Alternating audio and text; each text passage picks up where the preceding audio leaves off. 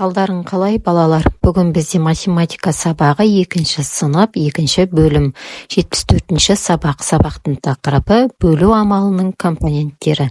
Бірінші есеп. Мына сандарды 3-3-тен неше рет азайту керектігін түсіндір. 6, 9, 12, 15, яғни 3-тен 3 санын азайтамыз. 6-дан 3-ті азайтамыз 3, одан 3-ті азайтқанда 0 болады. 6-ны 3-ке бөлеміз 2 шығады, яғни 3 санын 2 рет азайтамыз. 9-дан азайтамыз 3-ті, бізде 6 шығады, 6-дан 3-ті алғанда 3, 3-тен 3 азайтқанда 0 болады. 9-ды 3-ке бөлсек 3 шығады, яғни 9-дан 3-ті 3 рет азайтамыз. 12-ден 3-ті азайтамыз 9, одан 3-ті азайтқанда 6, 6-дан 3 азайтқанда 3, 3-тен 3 азайтқанда 0. 12-ні 3-ке бөлеміз, бізде 4 шығады, яғни 12-ден біз 3 санын 4 рет азайтады екенбіз. Келесі 15-тен 3-ті азайтамыз, бізде 12 шығады, 12-ден 3-ті азайтқанда 9, 9-дан 3-ті азайтқанда 6, 6-дан 3 азайтқанда 3, 3-тен 3 азайтқанда 0 болады. 15-ті бөлеміз 3-ке, бізде 5 шығады. Сонда 15 санынан 3 санын 5 рет азайтады екенбіз. Екінші есеп. Үлгіге қарап азайтуды бөлумен алмастыр. Бізде үлгі берілген 14 азайту 7 шығады, 7-тен 7 азайтқанда 0. 14-ті 7-ге бөлгенде 2 шығады. Яғни бірінші есепке ұқсас бұл. Келесі бізде есеп 16 бөлу 4, яғни 16-дан 4-ті неше рет азайтқан? 4 рет, сонда жауабы 4 шығады. 15 бөлу 5, 15-тен 5-ті неше рет азайтқан? 3 рет азайтқан, сонда жауабы 3 шығады. 18 бөлу 3, 3-ті неше рет азайтылған? Есепте, яғни 6 рет азайтқан, сонда жауабы 6 болады.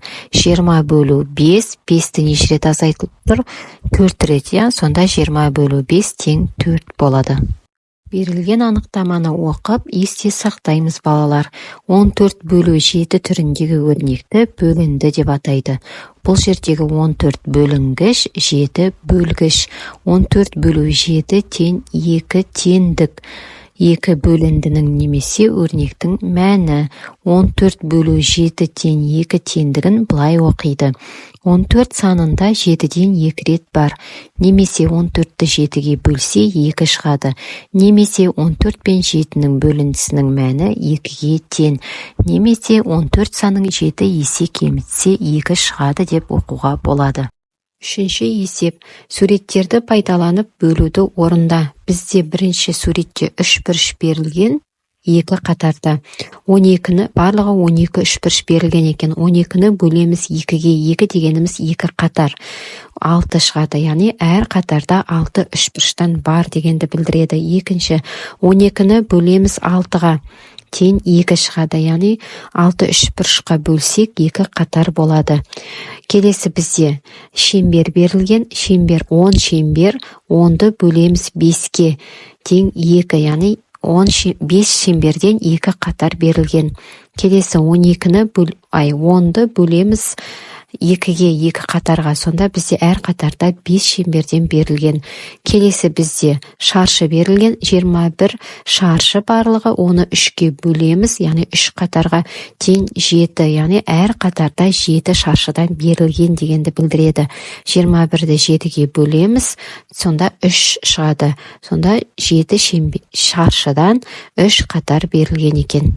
Төртінші есеп. Бөлінгіші 18-ге, ал бөлгіші 2-ге тең бөлінді құр. Азайту амалымен бөліндінің мәнін тап. Бізде бөлінгіш дегеніміз бірінші жазылады, 18 бөлу, бөлгіш бізде 2. Енді осы бөліндіні азайту амалымен табуымыз керек. Ол үшін 18-ден 2-ні азайтамыз тең 0 болғанша. 18-ден 2-ні азайтқанда 16 шығады, 16-дан 2-ні азайтқанда 14, 14-тен 2 алғанда 12, 12-ден 2-ні алғанда 10, 10-нан 2-ні алғанда 8, 8-ден 2-ні алғанда 6, 6-дан 2-ні алғанда 4, 4-тен 2 алғанда 2, 2-ден 2 алғанда 0 болады. Енді санаймыз, 2-ні неше рет азайттық. Сонда 9 рет азайтып тұрмыз, сонда бөліндінің мәні 18 бөлу 2 тең 9 болады. Бесінші есеп, есептерді шығар. Аулада 6 бала жүрді. Олар бірнеше топқа бөлінді. Егер әр топта 2 баладан болса, онда топ саны нешеу?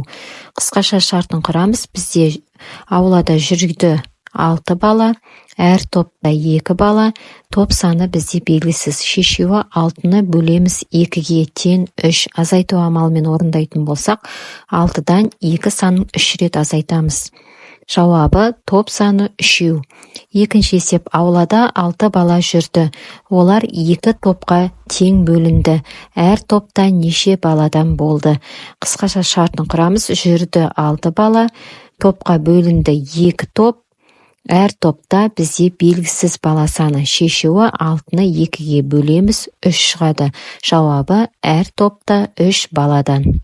Алтыншы есеп, бос төл көздің орнына тиісті санды қой. Бізде қосу амалы берілген, сол қосу амалын көбейту амалына алмастырамыз. 6 қосу 6, қосу 6 тең 6 көбейту, яғни 6 неше рет жазылған? 3 рет, соны 3 деп жазамыз бос төл көздің орнына. Енді келесі есеп, бізде 2 көбейту 3 деп берілген. 2 санын 3 рет қосуымыз керек. Тағы 1 рет 2 санын жазамыз бос төл көзге. Келесі 5 санын мұнда 4 рет қосқан.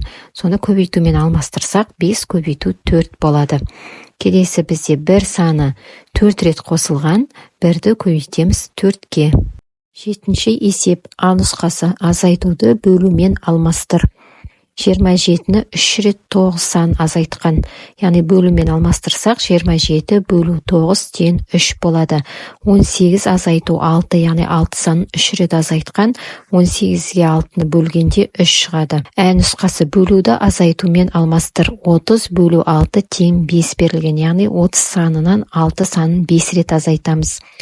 15 бөлу 3 тең 5, 15 санынан 3 санын 5 рет азайтамыз. 20 бөлу 4, 20 санынан 4 санын 5 рет азайтамыз. Б нұсқасы, 0 саны шыққанға дейін 45, 40, 35, 30 сандарынан 5-5-тен неше рет азайту керек? 45 санынан 5 санын 9 рет азайтқанда бізде 0 шығады. 40 санынан 5 санын 8 рет азайтсақ, 0 шығады. 35 санынан 5 санын 7 рет азайтсақ 0 шығады. 30 санынан 5 санын 6 рет азайтсақ 0 шығады. 8-ші есеп. Сан сәулесі бойынан өрнектердің мәніне сәйкес сандар мен әріптерді тап. Оларды өсу ретімен қой. Қандай сөз шықты? Бұл сөздің мағынасын қалай түсінесің? Ең әуелі берілген есепті шығарамыз. 2 көбейту 5 10, 3 көбейту 3 9, 14 бөлу 2 7, 4 көбейту 3 12, 12 бөлу 4 3, 2 көбейту 4 8, 20 бөлу 4 5, 6 бөлу 3 2. Енді шыққан мәндерді өсу ретімен жазамыз. 2, 3, 5, 7, 8, 9, 10, 12. Енді сан сәулесінде берілген сандарға қарап әріптерді жазып шығамыз. 2-де бізде Е тұр, 3-де ың, 5-де Б, 7-де Е, 8-де К, 9-да Қ, 10-да О, 12-де Р әріптер тұр. Сонда бізде еңбекқор деген сөз шығады. Еңбекқор адам дегеніміз жалқаулыққа салынбай, өмірде тірлікке қабілетті, ешқашан шаршамайтын жақсы адамды айтамыз. Осымен бүгінгі сабағымыз аяқталды. Сабақтың барлығы түсінікті болса, каналға тіркеліп, лайк басып, досыңа жіберуді ұмытпа. Сау болыңдар.